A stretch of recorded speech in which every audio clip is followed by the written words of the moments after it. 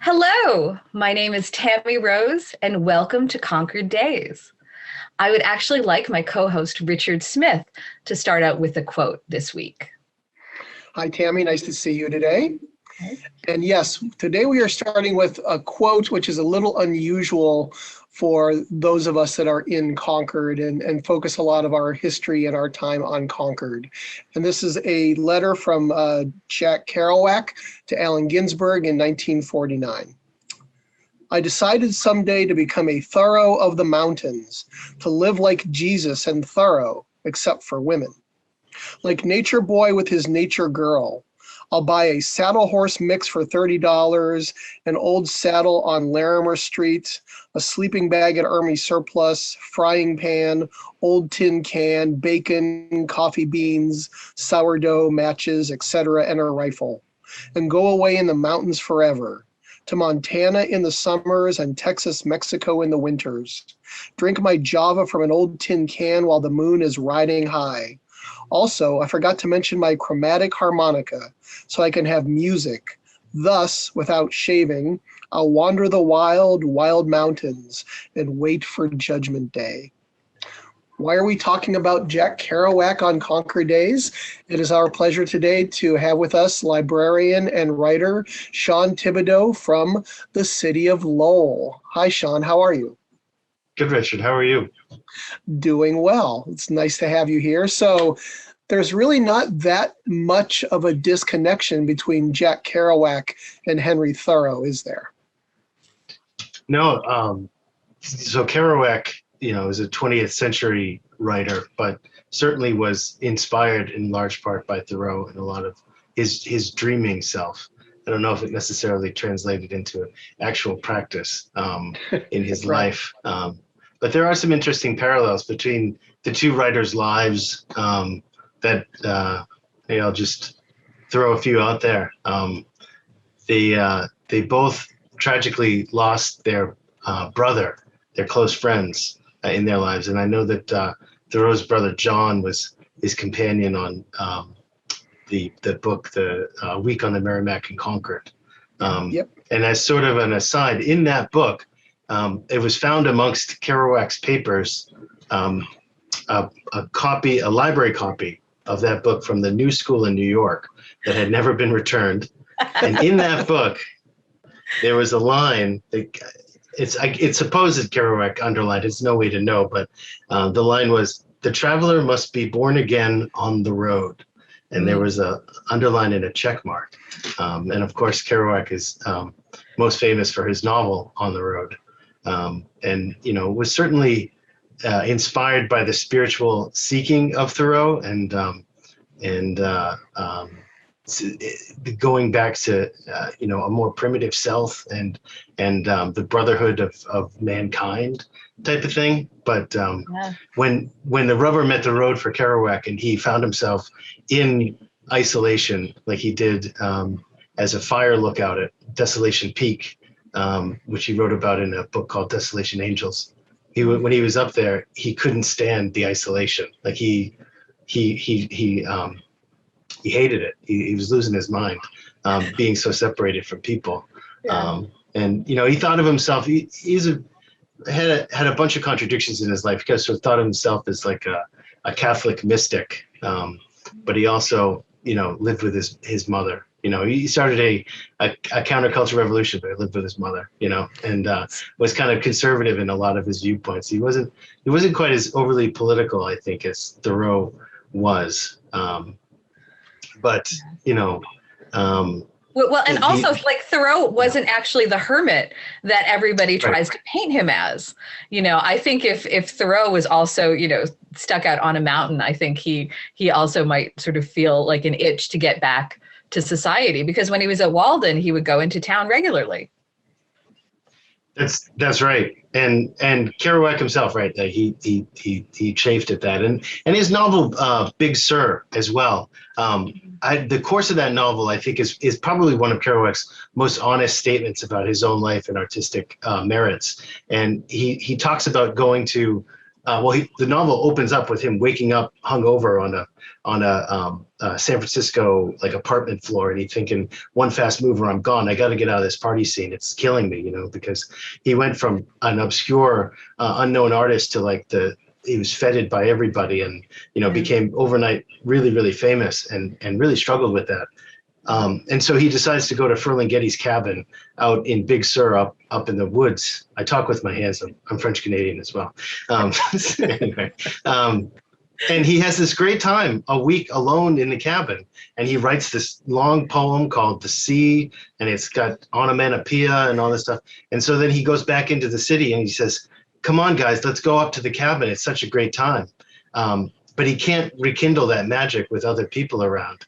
And then he goes back to the city desolate and tries to go up with his girlfriend, and it becomes sort of a nightmarish thing, because the girlfriend brings her child, and the child becomes sort of a burden on their time and stuff. And it's this kind of, it's a spiraling of an alcoholic come to terms with his own drinking and his own destruction. And that's kind of the pattern too, I think, with a lot of Kerouac's writing. And in On the Road, he's looking for a brotherhood connection with Dean Moriarty that sours over the trips of the novel. So yeah, he's a fascinating person.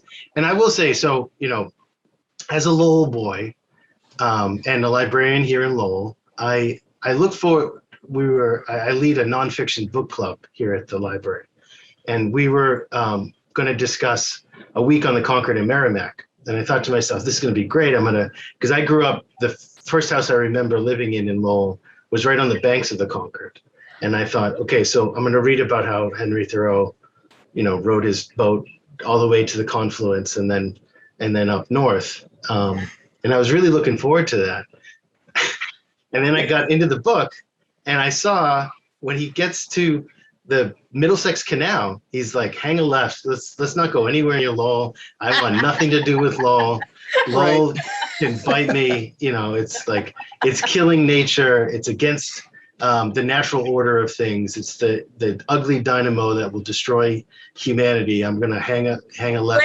Wait. So, yeah. So stop there and talk about like what Lowell was actually like in like the 1830s, 1840s for people who might not be local to the area. I always thought that would make a really cool like HBO or Showtime show, like the factories in the fields. I mean, because that's really what it was. Lowell was, before Lowell was Lowell, it was East Chelmsford, and before it was that, it was it was a Guntacook is the native name for that area of the Merrimack. Yeah. There's a poet named Matt Miller who has a poetry collection that's coming out just this year. It might already be out, but he's originally from Lowell, and he teaches up at Phillips Andover, and it's called Tender is the River. And there's a great poem in there called A Guntacook. But anyway, cool. What was the? You were just about to talk about like, so Lowell is a city of mills, and that was one like of the big. Yeah, it was sort of the opposite of Concord, I think, in some ways. Yes, it was nothing, and then it was boomtown. It was like it was a planned community by Boston investors who quietly bought up property around this the Pawtucket Canal, which was built to circumvent the Pawtucket Falls, but went into obsolescence when the Middlesex Canal was built, so that when they were bringing materials down the Merrimack, they no longer had to just circumvent the Pawtucket Falls and go out to Newburyport. They could just go right from above the falls down to Boston. They didn't have to go around the nose, as it were, in my mind. But so there was this canal, and the water level dropped to a sufficient amount. I don't remember the exact number, but to power a series of mills, because the Boston Associates had plans for textile mills, and they built a prototype in Waltham, but they wanted to build a town. They wanted to build like a system of mills. And so I'm from Waltham. So like I'm definitely interested in the whole mill history too as well. Yeah. So it's like cow fields and pastures. And then all of a sudden they just built these huge, gigantic mills, and then they expanded the canal system to accommodate more mills, and then some houses, some little towns, some little housing developments kind of grew up around it. But it was sort of like a pastoral scene, and then all of a sudden there's this gigantic brick monolith in the distance, and there was I think in Lowell they called it a mile of mills along the Merrimack, where all the different complexes built up, and it went from no one living here in, I think it was 1802 or 3 when they first incorporated it as a town, and now this is fuzzy numbers because it's memory numbers, but it was something like by 1830 or 40, it was like 30,000, 40,000 people, because they recruited people from the farms of New England, especially young mill girls, they called them, but factory operators, women from the farms in New England, to come down to work in the mills.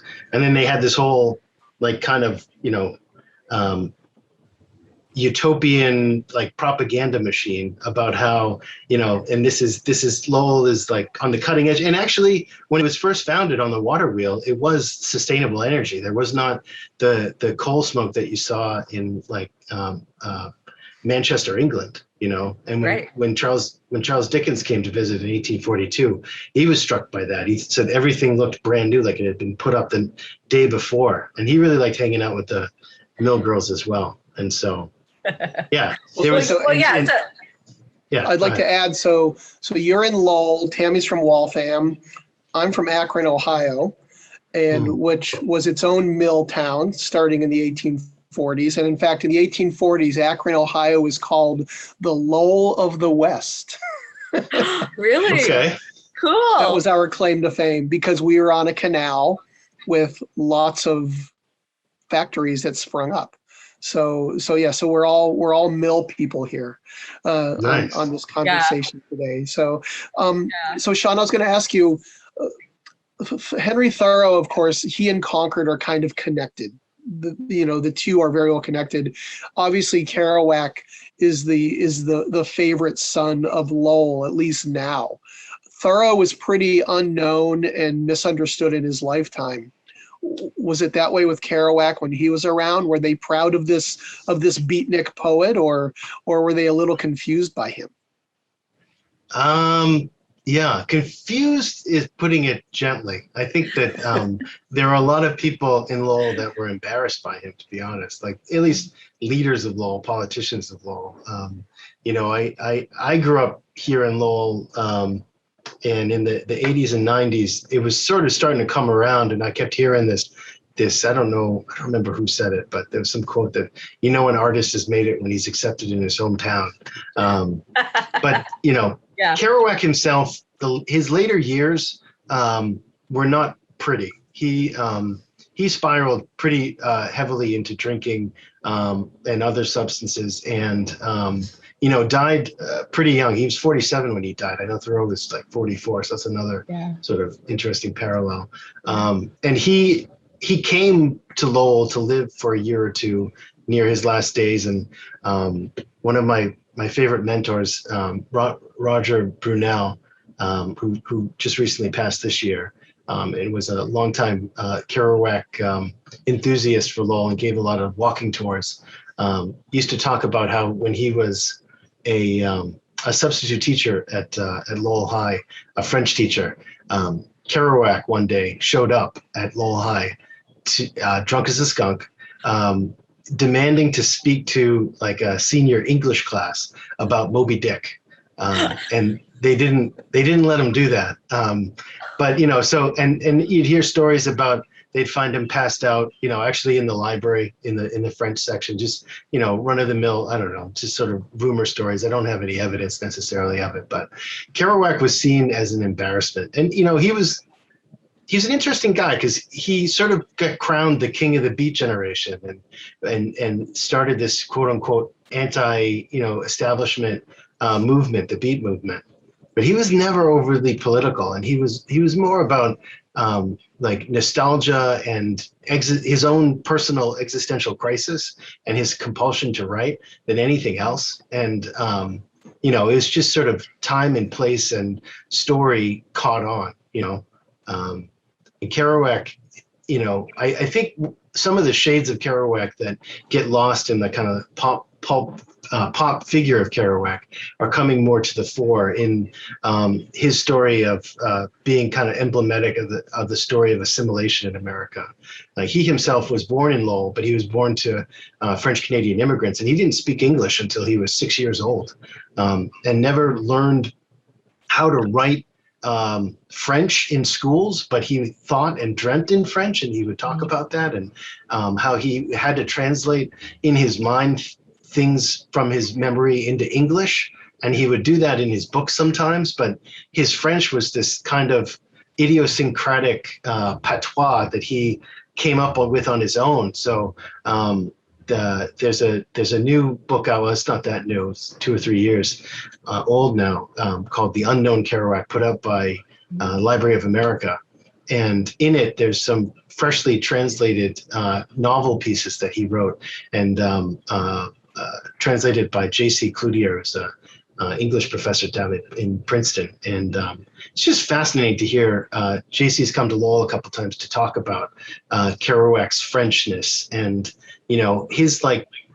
his feeling of being having a dual self, or a shadow Canuck brother. Like, he always grew up feeling a little bit apart, and was very shy with his English as he was like going through high school and stuff. And so that shyness sort of led him to be sort of a Nick Kerouac kind of Nick Carraway sort of observer on the shadows, and compelled him to write. And like I say, I said earlier too, I really think that the shadow cast over his whole life really was the death of his brother Gerard, who died when Kerouac was 4 years old and Gerard was 9.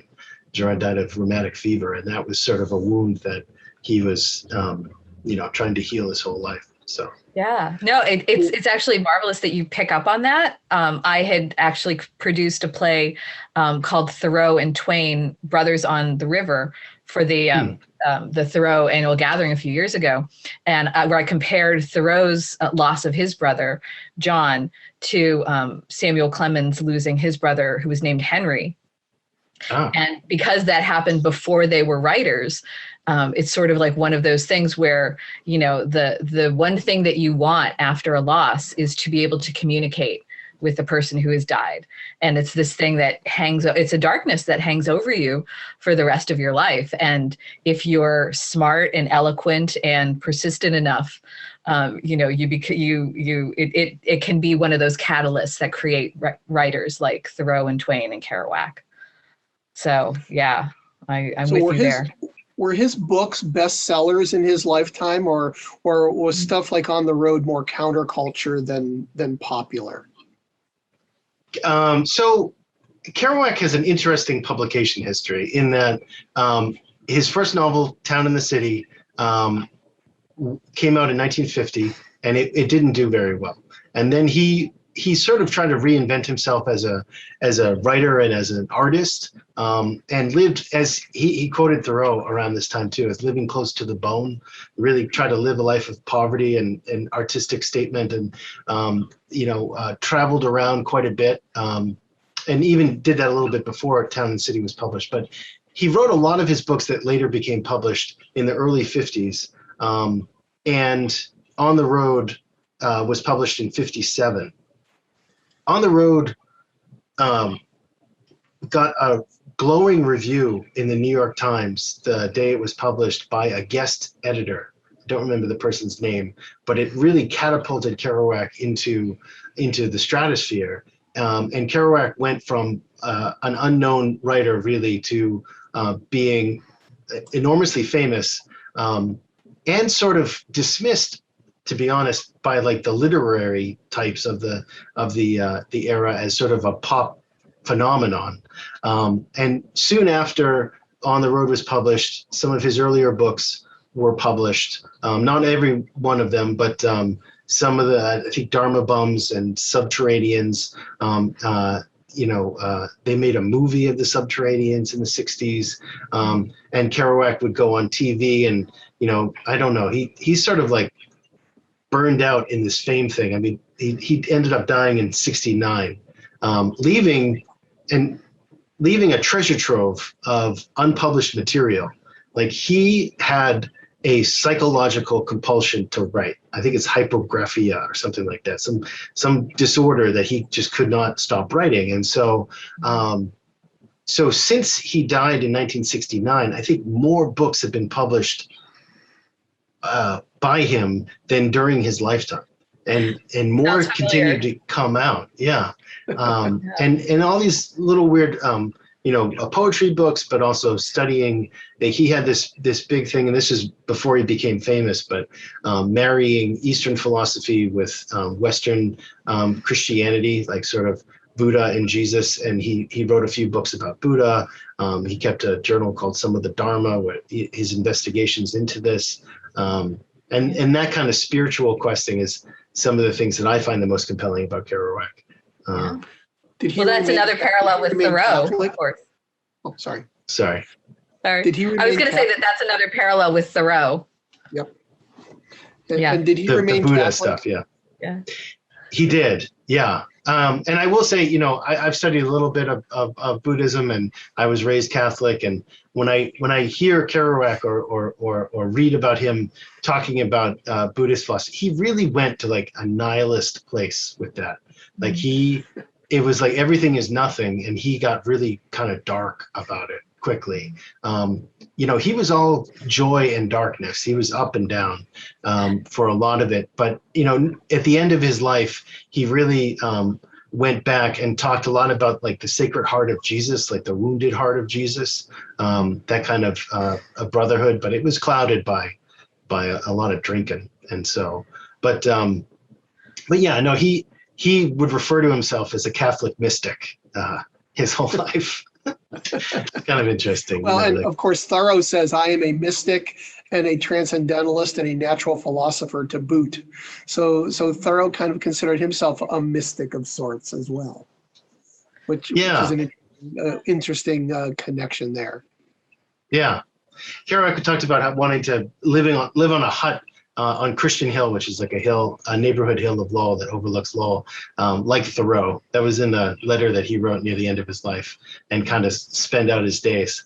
But like I said, and the other Catholic mystic that I think of that was a contemporary with Kerouac is Thomas Merton, who published a few things that Kerouac wrote for his journal. I don't remember the name of his journal, but that he published out of Kentucky, and they had a correspondence. And it's just interesting to compare and contrast, Merton's kind of, studies of the mysteries of, serving in solitude, and Thoreau and Kerouac's journals from the mountaintop, where he's losing his mind. Like he can't stay, and he just feels an intense kind of oppressiveness with the isolation. And he needs to be back amongst fellows. So he had these like competing urges within himself, Kerouac did, to want to get away. But then once he's away, he wants to get right back. And not to feel like I'm blathering on, but Kerouac also grew up in Lowell. His family moved around quite a bit. The family's fortunes went up and down. His father was a printer in Lowell, and had a bit of a gambling problem. So the family lived in, I think the number is 17 different apartments by the time Kerouac graduated high school. So home to him was something that was elusive. Like it was a moving target, and it was more people than place. And I think that, the death of his brother and then the kind of restlessness of the family certainly affected him as he went along, and you can see that it's confusing to do a full timeline of Kerouac's life, because he's on the move so much, buying houses in Denver, buying houses in Long Island, buying houses on the Cape, in Lowell, North Carolina. He just keeps moving, and he's never content enough. So it's like he could never do he was interested in Buddha, and he definitely meditated, but I don't think he could sit still for 3 days. You know what I mean? He couldn't like get under the tree and really, really come to accept enlightenment. Like he was too much of a frenetic energy type of person. So, yeah. Well, I was going to say Thoreau also has like documented like 10 different houses where he lived in Concord, Wow. Yeah. So that's another similarity right there. I think that he walked 4 hours a day. So I agree that there's something about the journey, and always exploring and, trying to find home, but maybe never really finding a physical place, Mm-hmm. So Yeah, that's interesting. Go ahead. As the Go ahead, 50s Richard. moved into the 60s, I'm sorry. As the 50s moved into the 60s, I know people like Ginsberg kind of embraced the hippies and the counterculture and became almost like an icon for them. Kerouac, not so much. He wasn't particularly impressed with the counterculture of the 60s, was he? He certainly wasn't. And he, like I say, his last years were not. He wasn't the young writer full of hope and optimism that you maybe find in some of his work earlier, like later TV interviews. He's in a pretty dark place, but he was also. He seems really uncomfortable. The interviews I've seen, Yeah. he seems really uncomfortable and unhappy with the whole thing. Sure, and really drunk at the same time. And that must have been hard for Allen Ginsberg too, because he really kind of turned against Ginsberg in his later days too, and accused him of kind of pinning this whole counter movement stuff on him. And he wrote this essay called "After Me, the Deluge," which kind of trashes the anti-war and counterculture movements of the 60s.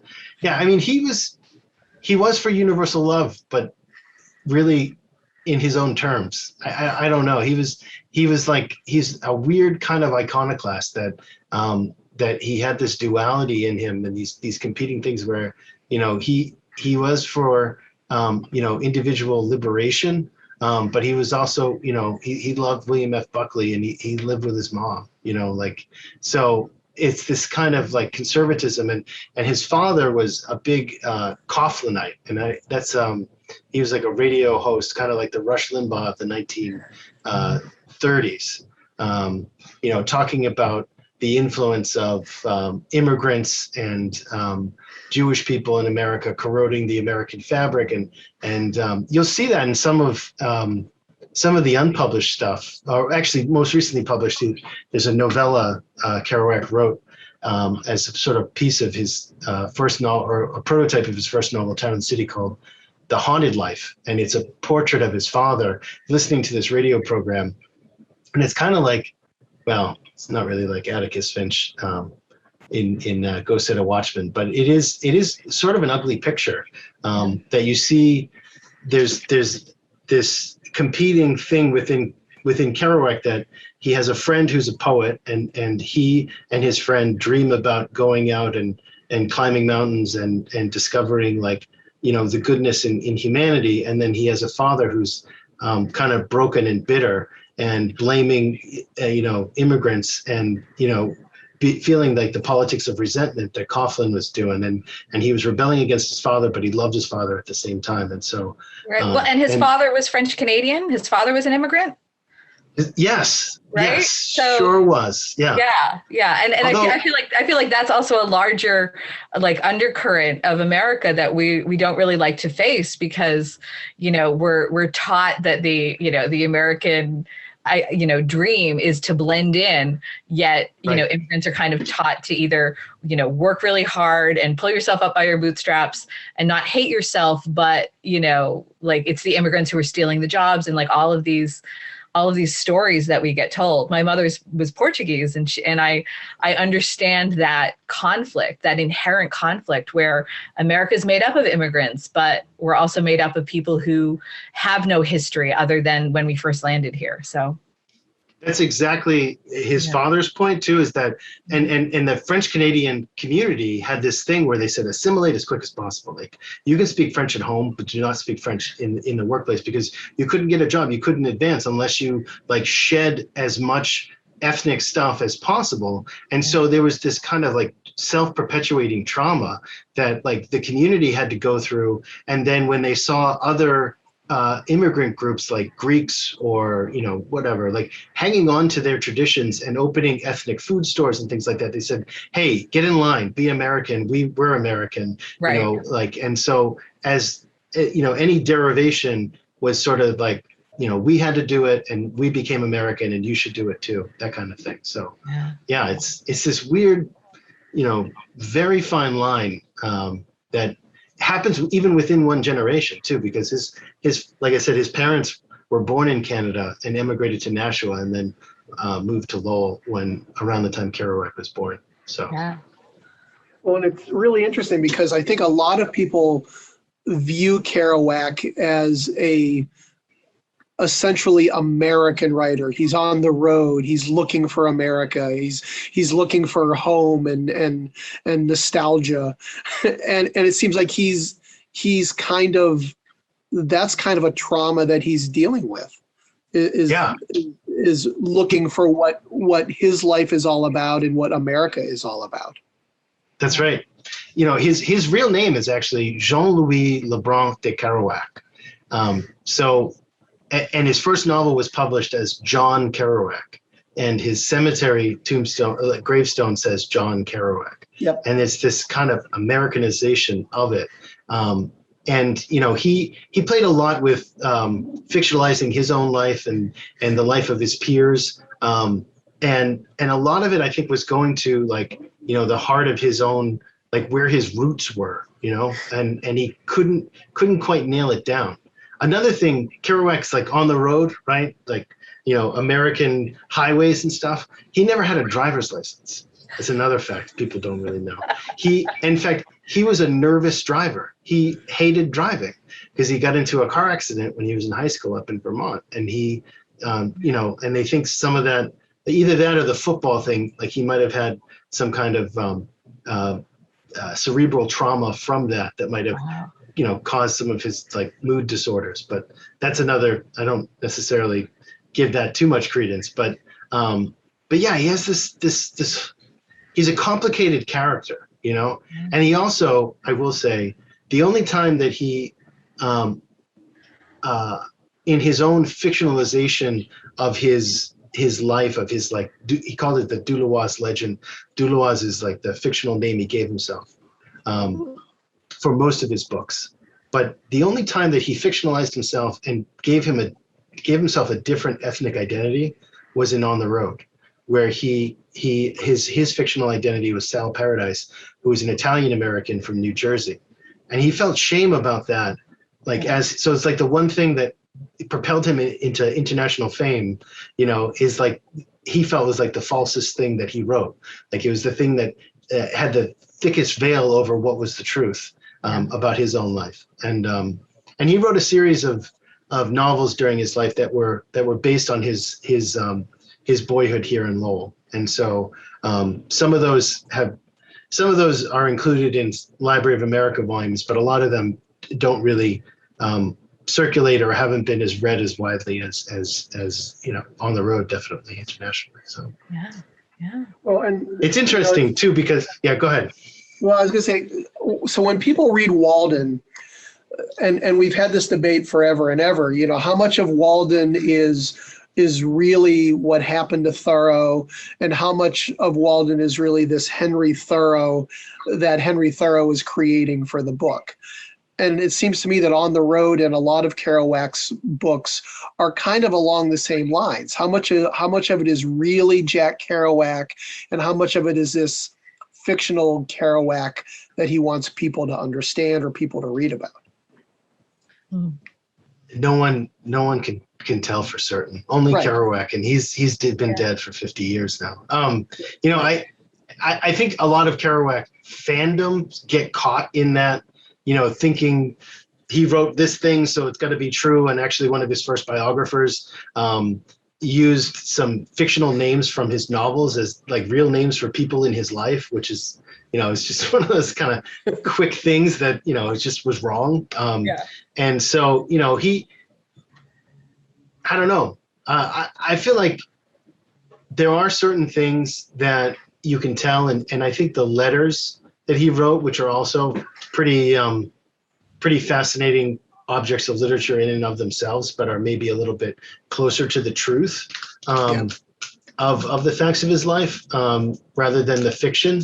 But I try not to go too far down that route. Although I will say, when I was a much bigger Kerouac fan when I was younger. I think 18-year-olds are the best age to be a Kerouac fan, and you go through that phase, and the beats are really great, and then maybe less so. And I still have a fondness in my heart for them, but I used to care a lot about that a lot more, and I care a little bit less. It's fascinating, like the facts of a person's life, especially when the person is an artist that uses his life for artistic statements. I don't know. I don't know what's more important, and he sort of did it to himself with this like cult of Kerouac stuff. Yeah. I think he chafed at it, but he also, he used the raw materials of his own life to create, a mythological thing, which is, a bit egomaniacal, and like he maybe deserved to chafe at it, So. Yeah. Well, I mean, I think writers, I think they would all be really amused. I think Kerouac would be amused. I think Thoreau would be amused at how those of us who are into American history and American literature, we're going into the minutia of these people's lives and trying to figure out exactly, well, what did he mean by this? What did she mean by that? Why did he do this? And I think that they would all just be completely amused and appalled that we're spending so much time worrying about the minutia, when they would probably just say, well, just read the book. That's all you have to do. Just read the book. And it really bothers me when people say to me, well, what did Thoreau mean by this? Or what did he mean by that? And we don't know what he meant by a lot of the stuff because we weren't there when he was writing it. And I think Kerouac suffers from a lot of that same sort of post autopsy, trying to read everything into what he wrote and trying to figure out exactly what he meant by everything. Yeah. Yeah. One of the differences I see just in the time frame too between Kerouac and Thoreau is that Kerouac had to go through like mass media interviews. Like he was in a spotlight and he was put and asked like, what is it your generation's doing? And he's like, I don't know, man. Don't ask me what my generation is doing. I know what I'm writing I wrote these books because we're all going to die. It's like, I'm trying to live life while I'm here. And he has a great essay that's actually in Library of America's The Birth of Cool anthology called The Origins of the Beat Generation, where he talks about an interview that he had with Ben Haidt and Ben Haidt's like this kind of older, intellectual saying like, what are you kids doing? You're ruining a good thing. He's running around and why are you against the war? Why are you against this? Why are you against that? And Kerouac said in this essay, he's like, I'm not against things. I'm trying to write for things. It's like, I'm trying to, it's like, live your life. Nah, love your life, like just get out there and do it. And he just felt his duty on earth was to write. And, and he did seek attention and fame. He wanted that. He actually wanted not so much fame, but he wanted acknowledgement from literary circles of like his own literary genius, which he didn't get during his lifetime. And I think was one of those things that, compelled him to spiral downward.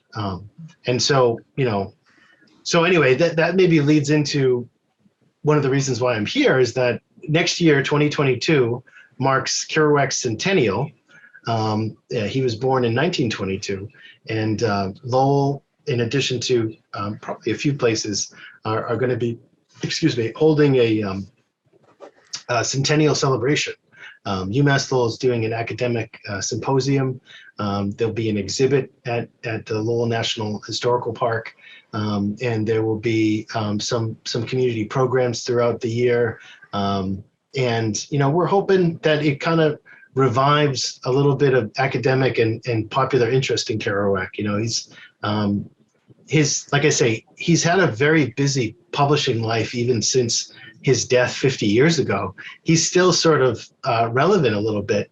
It'll be interesting to see how it shakes out in the current mode, because Kerouac's gender politics are a little bit troublesome. His racial politics are a little bit troublesome. And, a lot of that's kind of written off as, he's a product of his time. And, I think that the good on the whole outweighs the bad, like, some of the spiritual strivings and some of the really human feeling, depictions in his work. And I know I say that as like a white guy that, says that from a position of privilege, that maybe it doesn't bother me as much and it maybe bothers other people more. And that's totally valid. And I know a lot of people in Lowell, really don't want to have anything to do with Kerouac. It's not a great, endorsement for the Centennial, but it's true. I don't want to, gloss anything. There are things in the Kerouac canon that are a little bit like, he sentimentalized the African-American experience. He co-opted a lot of jazz stuff. And like I said, his female characters were pretty flat and wooden. And so, he's not for everybody. Right. And I always feel like it's so much better to actually just get it out in the open and acknowledge that, rather than trying to say, let's just not read this book. Let's just not like talk about this aspect of his personality. Like if you're gonna talk about somebody and acknowledge them and try to share them with the world, like, talk about all of that, address all of that, and then figure out like what actually resonates with the reader and what pieces they are, completely scoff at and they're just repulsed by, So I think, I love it when humans are complex. Right. I don't love they cause pain to other people, but, like let's in the world of history and literature, it sort of feels like a safer way to even deal with the problems that we have now, to look back and say, all right, so if he was a product of his time, what does that teach us about the culture of his time? Right. Yeah. Yeah. And it becomes important just even for that. I mean, it impacted its time and later on. So there's lessons to be learned, and like he shouldn't be just removed from the conversation. He has an important kind of influence on the culture.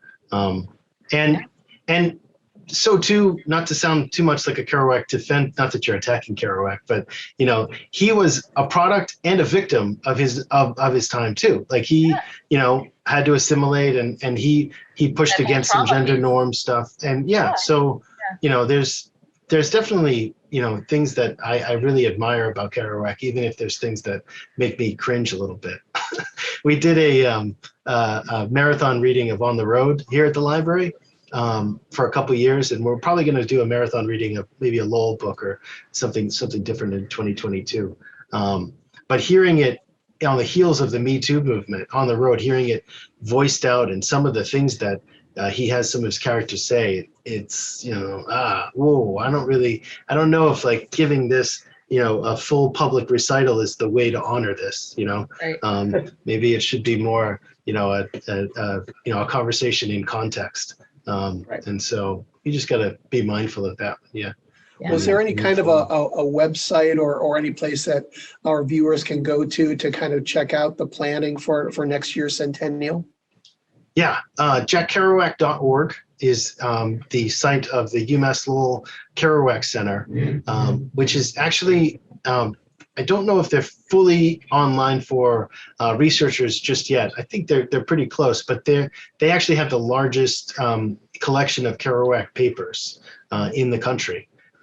They have, so most of Kerouac's papers went to the New York Public Library, but the estate owned the copyright to the material and copied everything before they donated it to the New York Public Library. And so then those copies are donated to UMass Lowell. So and there are also original items of Kerouac's and items relating to the Kerouac estate. And so that's going to be a treasure trove for Kerouac researchers in years to come. And so the website for that center and that archive is jackkerouac.org. Jackkerouac.com is the website for the estate itself. And I think there's a newly formed Kerouac Society in the mode of I don't know, the Melville Society or something like that. Thoreau Society. Thoreau Society. Yeah. So it's one of those things. We were talking about the Kerouac Centennial, and a lot of people on the committee are like, Centennial sounds so formal. Kerouac's the king of cool. And I was like, but he's turning 100, so you gotta kind of acknowledge it somehow. It's like he's maybe not quite as cool as he used to be. So well, everybody always says that Henry Thoreau would be appalled that there's a society dedicated to him. So Yeah. we've got to honor these people somehow, right? Yeah. Well, wait, and you also had mentioned that there's a magazine that's sort of starting that was, influenced by the Dial. I'm having so much fun. I just looked at the time. I know, right? Sorry. No, that's quite all right. As long as we keep it like fun and we're enjoying the conversation, which I certainly am. So yeah. Good. Yeah. So longtime Lowell writer. He lives downriver now. He doesn't live in Lowell, but Paul Marion he's a publisher of Loom Press, and has a few books of poetry out. And he actually edited Kerouac's book, Atop an Underwood, one of the first collections of Kerouac's early writings that came out in the 1990s. Anyway, long story short, he and a local historian, Richard Howe, are putting together a magazine called Lowell Review that's going to be coming out in late May. And it is, like you say, inspired by the 19th century magazine, The Dial, Emerson and Margaret Fuller's.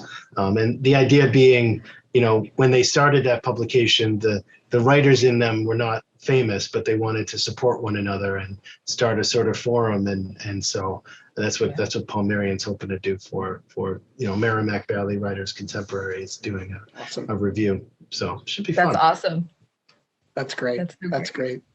Well, Sean, it has been an absolute pleasure. We could probably go on for another 4 hours talking about all this stuff, but it's really nice to kind of explore something outside of Concord, but also the fact that there are connections between Lowell and Concord, and absolutely connections between Thoreau and Jack Kerouac and all of the other folks that are down here. So thanks so much for being here today. We've had a pleasure having you here with us today. Yes. Thank you, Richard. It's been a pleasure for me too. I really appreciate you inviting me. Awesome. So everybody that has joined us, the things that we've been talking about, as usual, there will be links below when this is posted on YouTube. But Tammy and Sean, it's been a pleasure having you with us today. And thank you for joining us on this episode of Concord Days. Concord Days.